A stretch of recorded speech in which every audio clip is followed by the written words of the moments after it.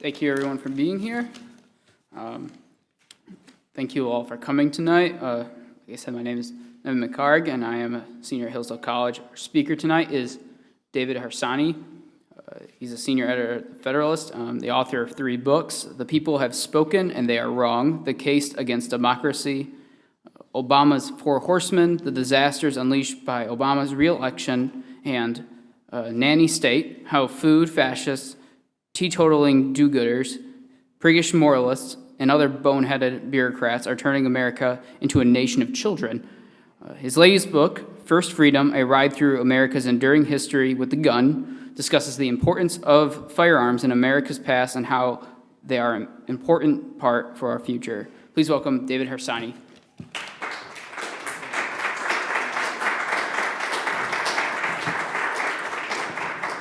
Hi there, thank you. Before I start on my political rant, I just wanted to quickly say that my book, First Freedom, despite what you heard, the other books I've written were obviously very political. This one is actually, or I meant it to be, an accessible history about the gun. I grew up in New York City on the East Coast. I didn't grow up in gun culture. I grew up in what you would consider the opposite of gun culture, a place where criminals only have guns.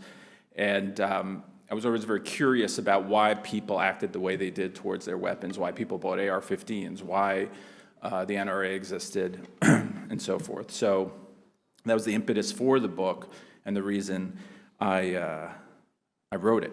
And because it was a book that I couldn't find an accessible history on the whole sort of genre of gun ownership. But what happened was, when I wrote the book, I realized that the history was the best argument for the Second Amendment. It is the best argument for the Second Amendment, and even a lot of gun owners and sort of partisans who are very ideological about guns didn't understand, I think, the history. Part of the reason for that was that there's been a 50-year effort, legal, cultural, political, ideological effort to revise history. Revisionists have been revising the history of the gun for 50 years at least. When you read a book about the Revolution, and I have many examples of this written down somewhere, they don't even mention muskets. They don't even mention, really, that at Lexington and Concord, for instance, that the men who stood against the best trained army in the world were protecting a cache of weapons, not worrying about income inequality or some other issue that people think are important. Few, if any, of the historians who talk about the 18th, 19th century mention some of the greatest American engineers and businessmen who ever existed, Sam Colt, all the way to Eugene Stoner, and in between, John Browning. They don't even mention it. Even worse, and we've seen this happen many times, historians embark on an effort to revise history in a way that makes it seem like guns weren't important to the people in a practical sense either, that they didn't really own them. All of this is a fantasy. Just today, I wrote a piece on responding to Nicholas Kristof's piece in the New York Times called "It's Time to Talk About the NRA." And we never talk about the NRA. It's definitely time we started talking about them, so shoehorn them into the conversation somehow. And he got so much of the history wrong. He peddled so many of the myths that I found through my research for this book, my 2 years of research for this book, all culminating, of course, in a collective right theory of guns, that it's not an individual right. But the fact is that that individual ownership was so omnipresent in the colonies before the Revolution, going even farther back, that it wasn't even a debatable point. The Minutemen never, ever were told that they had to return their muskets after firing at the British. Obviously, the Revolution would have been short-lived.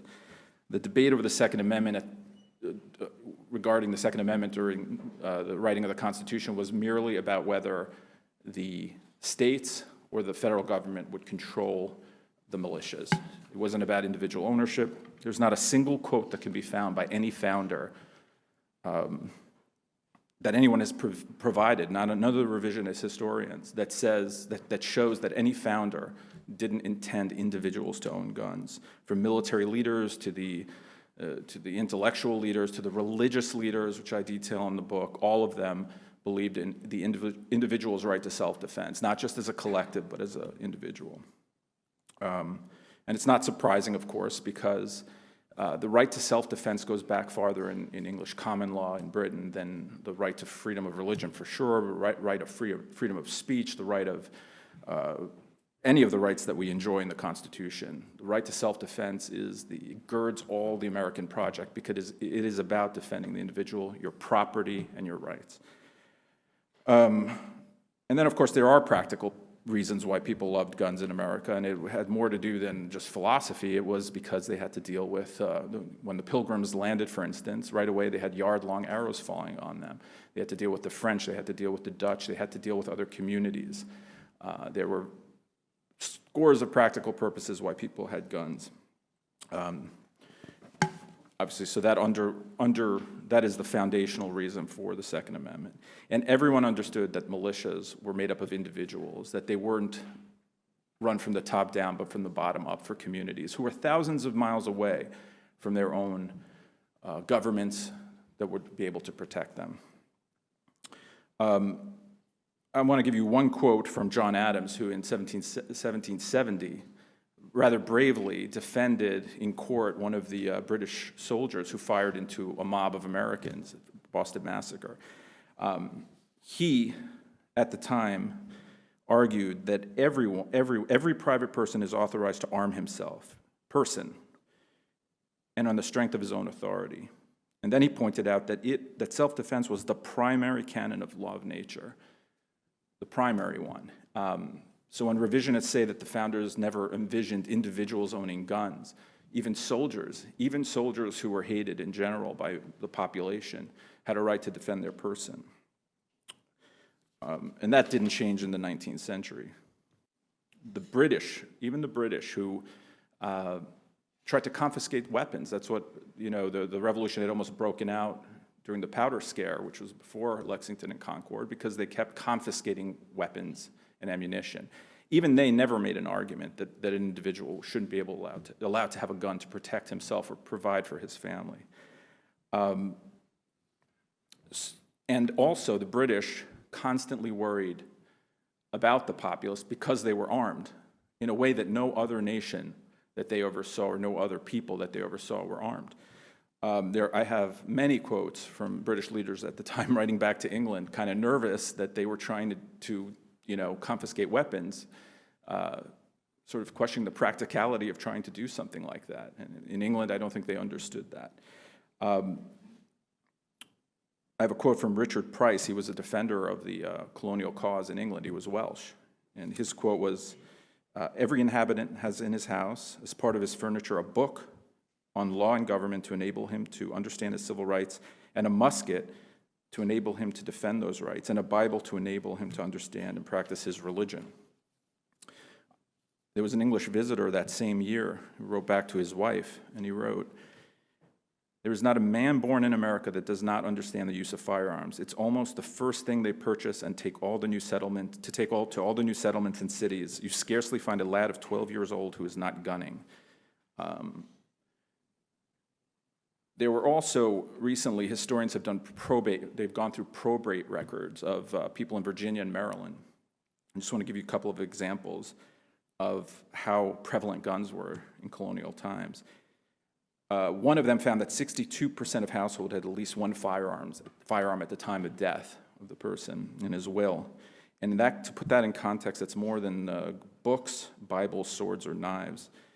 In another one in Virginia, 74% of people had guns, which was more than tables, furniture, axes, knives, hoes, which matters because obviously tobacco was a big crop.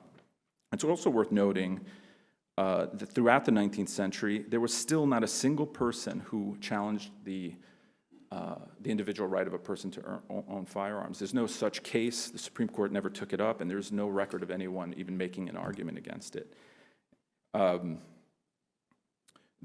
Joseph Story was on the Supreme Court through the early part of the 1800s, said that the right of citizens to keep and bear arms has justly been considered as the palladium of the liberties of the republic, since it offers a strong moral check against arbitrary power of rulers. That is the core of the Second Amendment, defending ourselves from tyranny as well as our personal property. Contemporary liberals view that kind of language as treasonous in a way. If you tell them, well, I'd like a gun because you never know when the government's going to come take my stuff, they laugh at you. And I think that is a very narrow view of history. I have to, typically, my response to that is that simply because you don't need a right this moment for a particular purpose doesn't mean that that right doesn't need to be fostered and protected. For instance, the First Amendment, just because I sit in my room and never talk to anyone doesn't mean that it's not an important right. The Second Amendment is something that needs to be protected even if you don't own a gun. And when you undermine that right and how you view that right, at least in my estimation, tells us a lot. And I'm not talking about just trying to ban bump stocks or some sort of safety regulation, but how you view the Second Amendment in itself tells us a lot about how you view individual freedom in general. If you believe a person should always have to rely on the state to defend his family and his property, maybe you don't get what the Constitution's about. And it is true, and the revisionist argument about this is that in the 1800s, when the Industrial Revolution came and guns became cheaper and easier to buy and prevalent, that is when gun culture first took hold in America. I think I've just gone through some reasons why that's not true, but what is true is that it became even more prevalent. It was even easier to buy a gun. And we're talking about an era where the first revolver was invented, the breech-loading rifle, the first machine guns, a crank machine gun, and later even more powerful ones. And still, not anyone challenged the First Amendment right as an individual right, even with those sorts of powerful weapons. During the Civil War, all these things made by Colt and others were used on the battlefield, and yet no one thought to question it. Conical bullets as well. It's also worth mentioning at this point that when we talk about the history of gun, everyone typically focuses on the philosophical angles of it, but gun makers were some of the leading inventors, engineers, men of commerce during the first Industrial Revolution. Sam Colt was using interchangeable parts long before Henry Ford was. They were making incredible weapons, coming up with incredible ideas, changing the way the Americans could view the world, but also how they could populate the West. Turning one man into an army of six, as Sam Colt said, was a big reason why people could keep forging westwards, which they had done from the beginning. I would stress, though, that not everyone and not all Americans benefited from this right. Early, there were occasionally gun control laws, typically to try to subjugate some people, Catholics first maybe, or Indians obviously, and certainly African Americans. And for that matter, for many blacks who live in urban areas today, their rights are still being taken away from them.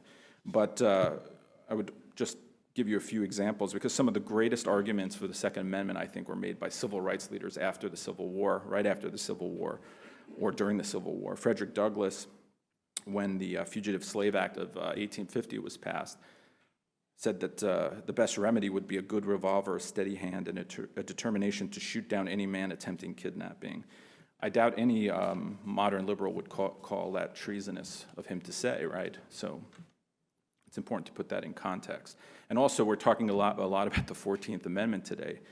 But when Jacob Howard introduced the 14th Amendment to ensure that blacks in the South could have their constitutional rights protected, he noted that it was something that would ensure the personal rights guaranteed secured by the first 8 amendments of the Constitution. He called them all individual rights, and he specifically spoke about the right to bear arms. It was important, it was an individual right, and it was still idealized in the way that the founders had idealized it. Ida B. Wells, in fact, said that every Afro-American should ponder well that a Winchester rifle should have a place of honor in every black home.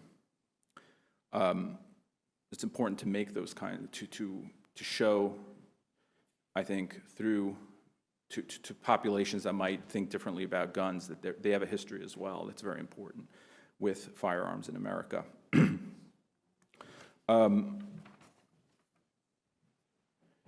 Another argument I hear quite often, I just want to mention it because Nicholas Kristof of the New York Times mentioned it today in his piece, is that the revisionists do this thing where they go through the history of the United States, pick out every little gun control measure that every municipality ever passed and put it into a big amorphous book and then say, look, Americans have always been for gun control. It's not a serious argument. And one of the ones they love to talk about is the Old West. In Dodge City, there was a sign that said, leave your guns here before, entering, or something of that nature.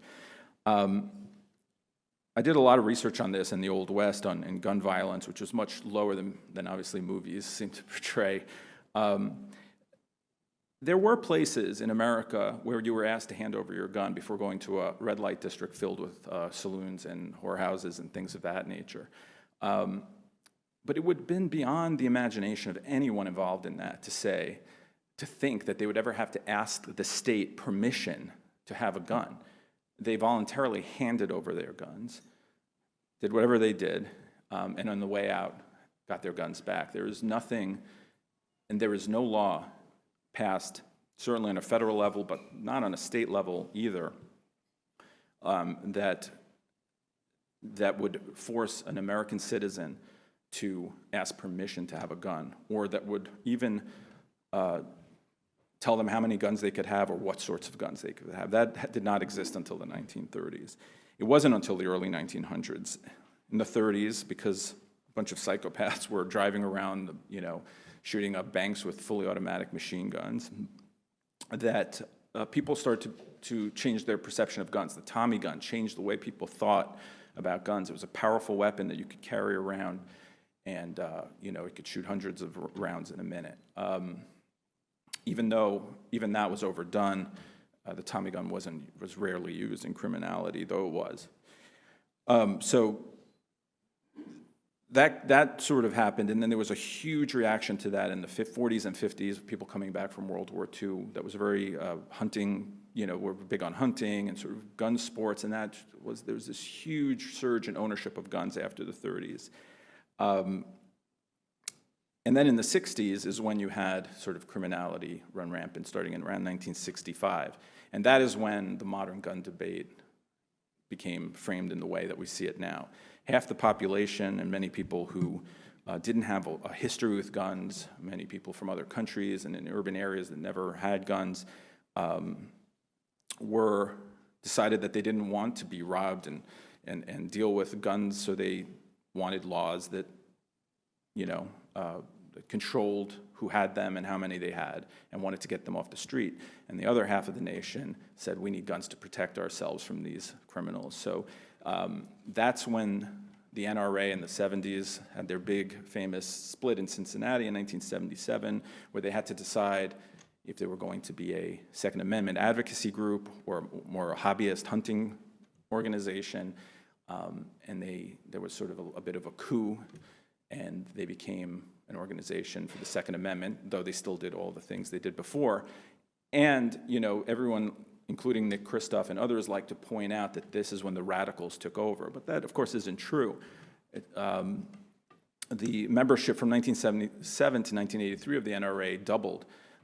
It became much more popular than it was before, and just simply because they have a different focus didn't mean that the original people who were members didn't believe in the same sorts of things. I went through tons of old American Rifle, the official magazine of the NRA, rifle magazines from the 50s and 40s, and there were plenty of pro-Second Amendment folks as a part of it. But still, that's the framework for the modern debate. And so you have that framework, it's on a very local level.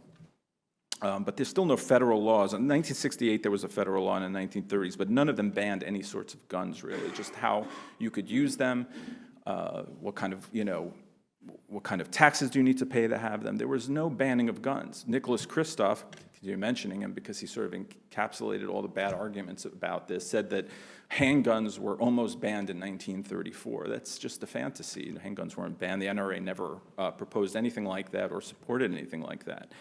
In 1934, the first gun control laws put a tax on Tommy guns, said that and a court case said that you could regulate how long a shotgun barrel was, things of that nature. But by the 1970s and 80s, you had more laws. In 1986, I think it was, they banned, they didn't really ban it, but it became very hard to have a fully automatic weapon. Before that time, there was no ban on any sort of gun. You could buy any gun you wanted, basically whenever you wanted, except in certain cities like New York. What they don't like to talk about is that the prevalence, so crime peaked somewhere in the early 90s. And then since then, crime has gone down for many, many societal reasons. What they don't like to mention is that gun ownership also boomed again from the 90s till recently. Gun ownership was basically up, but many people had bought more powerful guns, more guns, and yet crime continued to fall. There is no correlation between more guns and more crime. Now, unlike some others who look at these numbers and say that there is a correlation, more guns means less crime, I'm not so sure that's exactly why crime fell in cities. I think gentrification, a lot of other factors go into that. But still. And yet, it should be mentioned, up till this time, there was almost no case law, no Supreme Court cases, very few, that actually dealt with the question of collective rights or individual rights until Heller, where I'm sure most of you or all of you know, sort of codified the individual right, the real purpose of the Second Amendment. Even though I have to say, as a practical concern, it hasn't changed my life much in Maryland. It's still almost impossible. You know, it's very difficult to get a gun in many places, or in Washington, D.C., I'm sure. So, but still it matters, because it matters that we talk about our constitutional rights in the correct way. So, you know, one of the bigger arguments that people make about gun ownership in this country, and have from the beginning, from the beginning of this modern debate, was that the founders had never foreseen us using such powerful weapons like an AR-15, which isn't as powerful as it looks, maybe, but still. And obviously, the answer to that, and Scalia answered it as well, is that they didn't envision the internet either, perhaps, or they didn't envision, you know, the ways that our privacy was going to be undermined. It doesn't mean that the core natural right doesn't remain the same.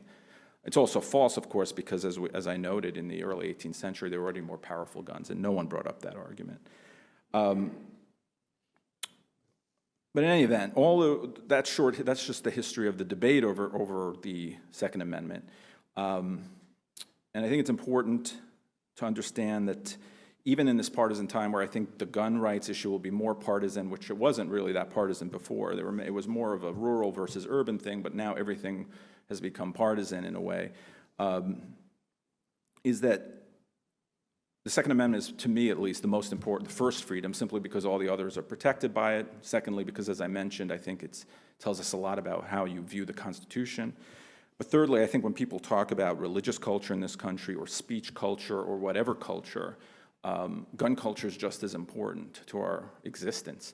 The history of gun culture is just as important to our existence. And when they try to revise that history and in a sort of an Orwellian way, change it to comport with their contemporary arguments about guns, we can't let them do that. And history is it's very important to make sure that we preserve the history. And a lot of gun owners and a lot of gun folks or gun nuts out there are very into their weapons, and they will read a giant book on how an AR-15 works or how their Glock works. But I think that it's important for them to make the argument in a broader way and to talk about guns as it relates to American history as a whole. And that's why I wrote the book. And hopefully I can put a little dent into that argument as well moving forward. So those are my comments, and I thought it would be nice if we have some questions and we could talk about what you guys think. Would it only make sense, back during the 1776, during the Revolutionary War, they were starting out, most of their houses were built of wood, but then when you look at everything today, everything is different. Wouldn't it only make sense that guns would evolve? I think that the founders were pretty smart folks, and that they understood that the technology was moving forward and things would evolve. There was an air gun, for instance, that was probably taken or was taken by Lewis and Clark, who knew, who the founders knew of them and knew of this gun, and it shot, I think, around, 70 times without reloading. They understood that guns would be more powerful. In fact, I think they probably understood or thought that people should have the guns that the military had. In fact, standing armies were a big point of debate between many of them. So, yes. Sorry. Hi. What would be the effects of a blanket gun ban? Say again? The effects of a blanket gun ban, or Effects of mandatory, it? Well, or mandatory buyback program. Well, it's not a plausible scenario, really, because there are 400 million guns probably out there, more or less. What would happen if the government went out and confiscated those guns? I imagine there would be some sort of violent civil war, but perhaps people would hand them over who were law-abiding, and criminals wouldn't, and crime would rise. I mean, I think that would be the outcome. Now, even if you wanted to, a lot of people want to ban. So after the Parkland shooting, horrific shooting, they had a CNN, town hall thing, and all the people were cheering when someone said they wanted to ban semi-automatic weapons. Now, it could be that they don't understand the difference between a semi-automatic weapon and an automatic weapon, but to ban semi-automatic weapons would take literally the U.S. Army to go into Montana. It would probably take them years just to try to find all of them, and then they'd have to go state by state. So it's not really plausible. That's why when you debate these people and they say things like that, they want to ban a certain kind of gun, it's incredibly popular, like even an AR-15. It's just not going to happen. I'll get you next. So last week on the Federalist podcast, you mentioned you're less concerned about the Second Amendment compared to the other amendments currently. What do you see as the threats to the Second Amendment? What's the most likely way that that our gun rights could be eroded right now? My point was merely I think that the First, Fourth, Fifth, 10th Amendments are in bigger trouble than the Second simply because of the physical nature of a gun and the way that people own them. The threat will be, in my opinion, is that people, on local level, there'll be threats, there'll be taxes on ammunition, there'll be things of that nature. I am very pro-gun, but I think maybe gun people overreact sometimes when there's something going on. I don't mind that as a political concern, but I think the big threat is that there will be more younger people will not. For instance, I mentioned hunting before, and hunting is not that popular anymore. So a lot of the guns that people owned and gave their kids, it was about hunting. That doesn't happen anymore. So I think culturally it will be there more of a divide between people who live in rural areas and people who live maybe in suburban areas. So I think the guns will become somewhat less popular moving forward. That's what I see as a threat to gun culture. I don't know about the Second Amendment,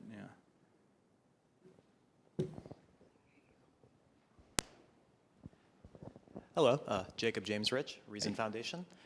And whenever I'm discussing guns with people who are not for them, unlike me, I usually bring up the best case scenario. We press a magic button and whatever gun you want to disappear does. And I think that if we did that, there probably would be less mass shootings, even though I don't particularly want to get rid of guns. So how do we as gun owners address the fact that since they exist, violence is going to exist, but having them in general is still worth it in the long run? That might be begging the question. Or refute there. it, if you what I said. So what are you saying? So if you push a button and get rid of a gun, we're going to have less mass shootings. Why? Well, if we got rid of all semi-automatic weapons in this country automatically, I would argue that the short-term consequence of that would be much harder to commit mass shootings. I think that if you could ensure somehow that those semi-automatics would be taken out of the hands of people who are insane, racist, anti-Semitic, and criminal, then yeah, we could if there was some magic button, but that doesn't happen, right? So I can't really concede even that point to you, I think. So I don't understand, so if it's not a plausible thing, why even debate it?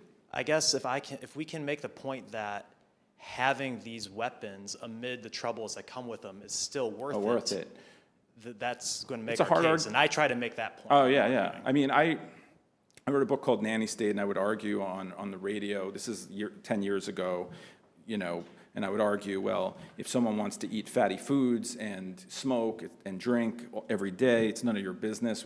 With freedom comes a level of responsibility, but also a level of danger. I think that that's part of gun ownership as well, and you can either be free or not.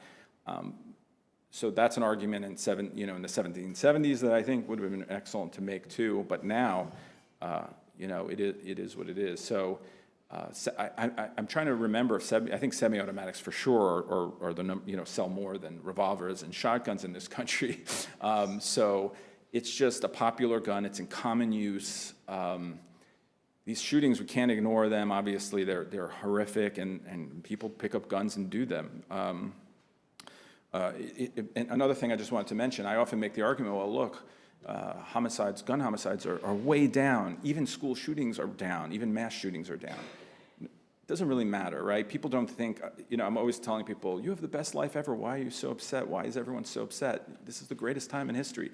People view the world through the context of their own time. They don't really care what happened how bad it was in the 1800s. I think with guns, it's similar. Just because there's fewer crimes now, it's not really a way to convince them to be pro-gun, even though I think it's a fine point to make.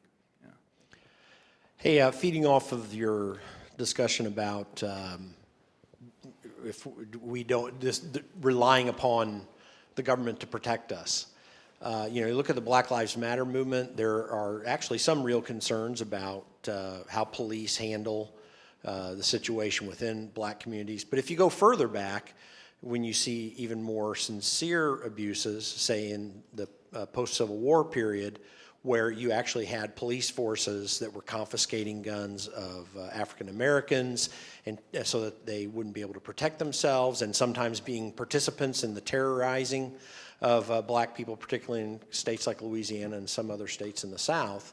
And feeding off of the Frederick Douglass quote, you see that individual right really has precedence over what we would expect of a police force that could go awry in certain places. Is that not a significant way to also help discuss and put light on this issue, particularly in inner cities, large metropolitan areas? I don't know. I make that argument quite often. Probably not convincing enough, but it's an argument I think that should be made. I was on the Reason podcast actually with Nick Gillespie, and we were talking about the Black Panthers in the 60s. And I'm not saying that they were always good people who were part of the Black Panthers in the Bay Area, but sometimes they made really great arguments about the Second Amendment and the reason why they should be able to have guns. Now, I'm not sure that they were. I think that they were exaggerating how the police forces were acting towards them, but they made some incredibly strong arguments. But the problem is, again, I think everything is so partisan, it's very hard to get, everyone is so sort of, there's no real movement, I think, on issues anymore. That, at least that's my perception. And I feel like guns are one of those issues where Democrats who represent most minority communities simply don't move. And I'll give you another example of that. I'm Jewish, right? I've lived in Israel twice, where 18 and 17-year-olds walk around with fully automatic weapons, go to bars with them. It's a weird thing to see when you first go there. There's no real mass shootings, though it probably happens occasionally. Jewish people should be the most pro-Second Amendment group in the world, considering their history. That doesn't mean they could stop the Holocaust, but it does mean that it wouldn't be so easy, right? Partisans fought in World War II. There's many examples. And you saw what happened the other day. It's horrific. And Donald Trump mentioned that maybe if there had been a guard, it would have been less, and everyone went berserk, like that's some absurd thing. We can't arm Americans. And I keep saying, you don't arm Americans. Americans get to arm themselves. That's what's in the Constitution. And but yet, I grew up in a Jewish community. Everyone was anti-gun. I have family and people I know who I grew up with, and they're all really anti-gun. And they didn't grow up in that culture, and they don't care to understand it, and unless they move to Israel, then they understand it. I remember being on a bus. This is when you could go to the old city and go to the Arab sector, and kid came up and threw a rock at the window, and it's plexiglass, but the rock was coming right at me. And by rock, I mean like a giant brick, and it bounces off. And an old rabbi type next to me, he just takes out like a Browning 1911. He's ready. And it's a little scary, but I felt a little bit kind of safe too, as well. So, yeah.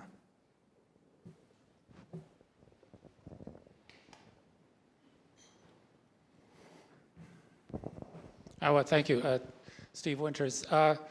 Could you say a little bit more? You touched on this in several different ways. But for instance, you talked about the people coming home from World War II, and of course they had a lot of experience with guns out on the battlefield and so forth and so on. I had the opportunity to be a civilian contractor with the U.S. military in the 80s and the 90s, saw quite a bit of action. And what I'm trying to focus on is the connection between the idea, the old idea, the armed citizenry. In other words, we don't really want to just have a special class of people who are the killers, and that's the military. At least that's not the old concept. But for example, at least when I was with the Marines, I was surprised to find that, and this we're all men at the moment, at that time, that the Marines actually slept with their guns, the rifles. And they also were told to give them a female name, because the argument was, this is as close to you as anybody who's a real person is ever going to get, and you have to treat it that way. Now, I would say that's a gun culture. So the idea that we would remove the whole gun culture from the culture at large, and yet have this massive military engagement over the years, and somehow have an extreme gun culture after a fashion in the military, it seems like a contradiction. You want those two to be complementary, not contradictory. Right. Also, you make a good point that I didn't mention, is that when in World War II, when there was a draft and men went to the army and they all dealt with weapons and they had guns in their hands, they had M1s, powerful weapon that they love and romanticized in a way. And it was a very, I wrote a piece. And because I'm on the internet, and the thing you do is you number things like the 5 best guns ever, to get hits. And I did that, and I didn't put the M1 brand in there, and I was just, killed for it. But people will come home, and in the 40s, they came home, and there was a boom in gun ownership. They wanted to be hunting. They gave it to they gave their guns to their kids. And they weren't, I think, because when you handle a gun and you know how to work with a gun, and you realize how powerful it is and what it can do, and those men saw things that, that were horrible, I think that you respect it in a way that maybe the people who never handle a gun wouldn't. And I didn't fire a gun until I was in my 30s, and it was exhilarating, and the people I met were very safety conscious, and they were nothing like the slack-jawed yokels that you see, them depicted as. So I think that part's important. And of course, your other point that we shouldn't just have trained killers and then everyone else is very important, and it's a very American idea, just because of the size of the place and the ideals that people brought here and the reality around them as the country grew and as they kept pushing out west. These western towns, people were far away from any real government, and they all had guns to protect themselves. It's just sort of ingrained in the idea of America, I think. So it's a good point, yeah. I was wondering if you could talk about the Supreme Court case, U.S. v. Miller. Both supporters and opponents of gun control seem to think this decision kind of reinforces their views. Everyone thinks that decision reinforces their views. I'm not a lawyer, but the decision itself, and Scalia talks about this, was pretty clearly, very narrowly about how the government could regulate how certain guns worked, specifically a shotgun that was sawed off so that the person could conceal it. I think there was another component to Miller that I'm forgetting. It was kind of a setup, by the way. Miller. There was a FDR was trying to had passed the and his Congress had passed the National Firearms Act, 1934, and I believe some court someone challenged the law and on purpose to bring it up to the Supreme Court, went all the way up there. I don't even think that Miller had any lawyers show up, I think, to make their arguments, if I remember correctly. But I'm not a lawyer, but from the lawyers that I trust, and Scalia's in the Heller decision, stated that was about government being able to regulate certain kinds of guns, not banning guns that were in common use, and not banning complete categories of weapons merely because they had scary names or the aesthetics weren't pleasing to people or scared them. But there's a good book on that by Cato, writer, and I don't remember the name of it, but I don't remember the name of the author.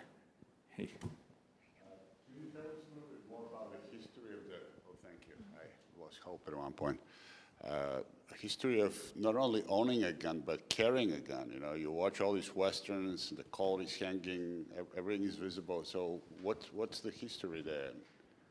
Well, handguns, until the revolver, were not as popular, obviously, as muskets and rifles. And even rifles were less popular than made out in movies and in literature in the 1800s. There are many books about the Kentucky rifle, which was an amazing gun at the time, gave you really 300 yards or 250 yards of shooting, whereas a musket maybe gave you 50 yards. But handguns were for dueling, or they were for gentlemen. And then they started to build the small pepper gun and derringers, things of that nature, and obviously revolvers. And because Sam Colt and others who industrialized the making of guns, it was much cheaper, and people could carry them around. And in the West, they did carry them around. They didn't always carry them around in the way that they do in the movies. Most of the pictures of the Old West, people have them tucked into their pants or belts. They don't have fancy holsters. I doubt there are probably thousands of more people killed in the Western movies than were in the actual West. I have some numbers about that in the book. I think it's pretty interesting about how criminality wasn't really that high. When everyone has a gun, or most people have guns, you're a little careful about, pulling your own gun.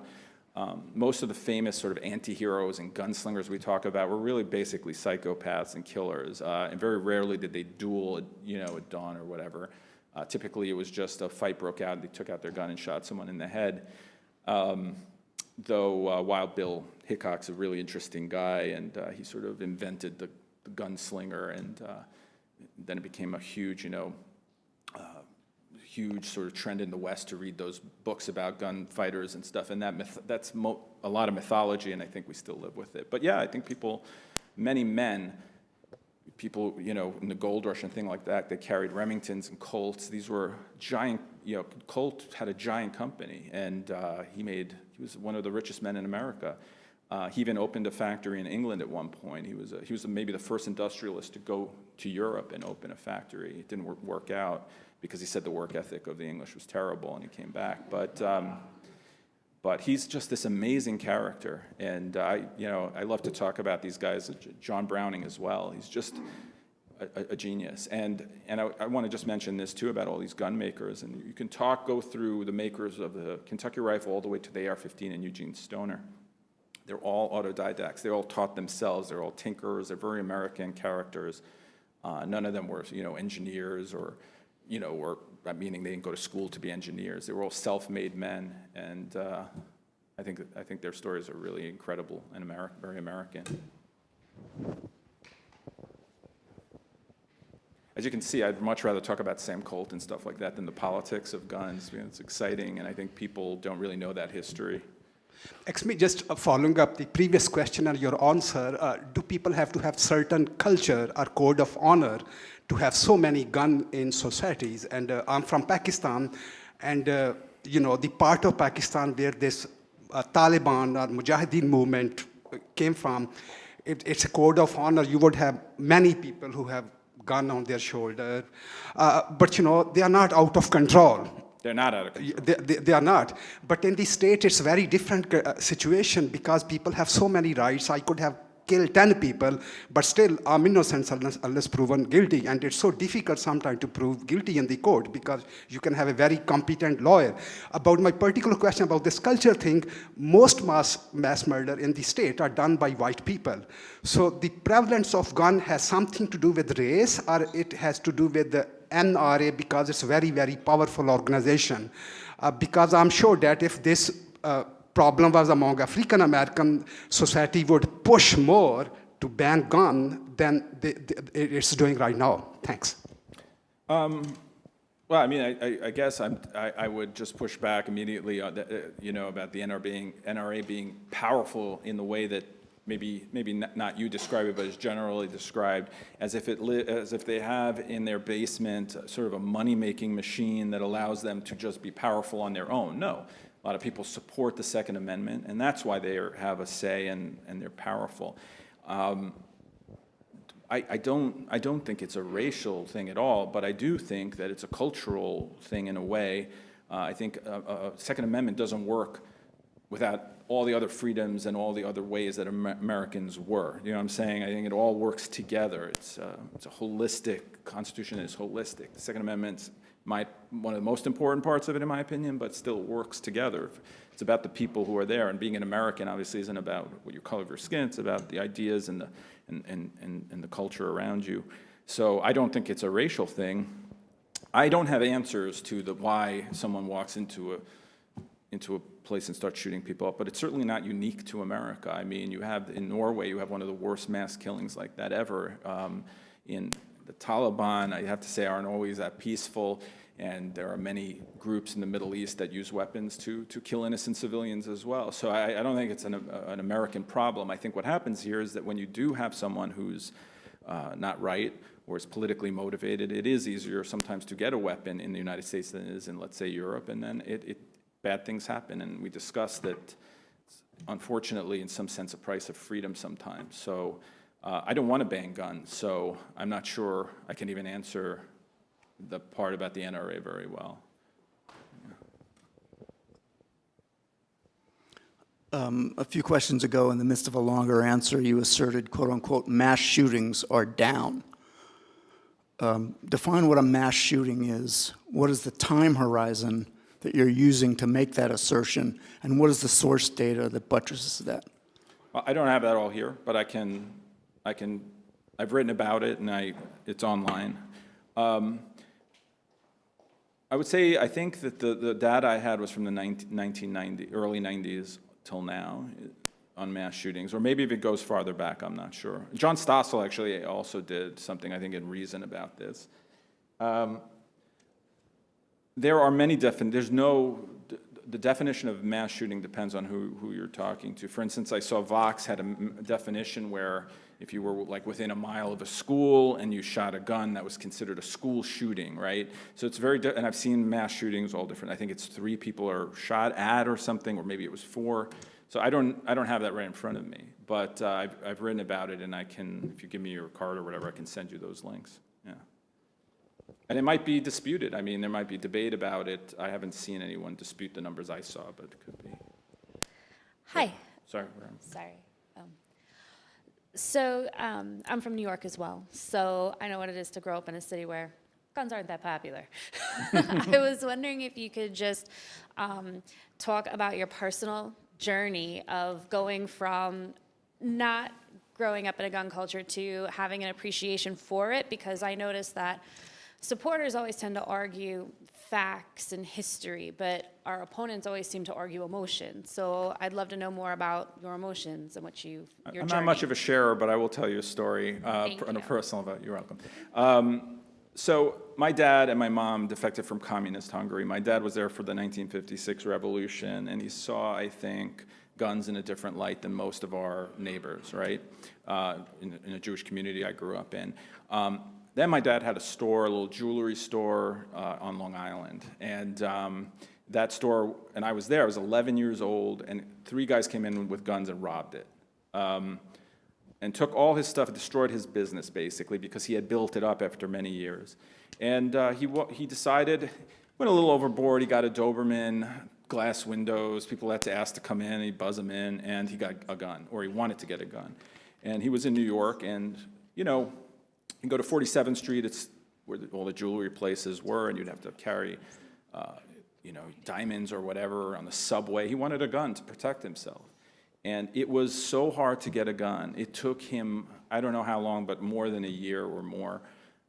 He had to, he had to have his friends sign for him. He had to, I don't know, I forget what he had to go through, but I was just a kid. I can't pretend I was like serious about these things. But the Second Amendment says you can have a gun. It's right there. And yet they wouldn't let my dad, who is not a criminal, who has a business, protect himself, his family, and his property. So probably that changed my mind. I don't know if that's sort of a retroactive way for me to say I did, but I've always been very libertarian, less so lately, but I grew up libertarian, and so the Constitution mattered to me, and I saw what it said, and it became very ideological for me. And it wasn't until I moved to Denver, though, that I really met people who were gun people, and I was a little bit nervous about them, right? They're crazy gun nuts. But I noticed that, like I said before, they were wonderful people. They were very, very focused on safety. They loved to tinker with the guns and build the guns, and they never threatened anyone with them. They took it very seriously. And that changed my mind about them too. And then I became curious about the history. So I guess that would be the sort of short story of the journey. Whenever there is a mass shooting event or something like that, with almost any other sort of political issue or something, there's going to be horse trading around the edges. There's going to, but this is not one of them. You never, after a mass shooting, have someone say, look, we really need to ban 30-round magazines. We really need to put a stop to bump stocks. So we'll grant your side, the right for, concealed carry reciprocity or something like that in exchange for this. And this really seems like the one issue in American politics where neither side is willing to yield any ground at all. Is that just a factor of fundraising, or do people make an impossible stand and get a lot of money and political support and they don't have to carry off, they don't have to follow through on it? Or is there something just this two sides and positions are so incompatible that they can never do any actual politics and horse trading on the issues? It's a really good question. I'm not sure. I would say that a lot of it does have to do with fundraising, and it's sort of a very emotional issue for people, so it's probably very powerful as a campaign tool, and obviously we're constantly in an election now. It's always, everyone's just running all the time. So I think that's part of it. I also think that,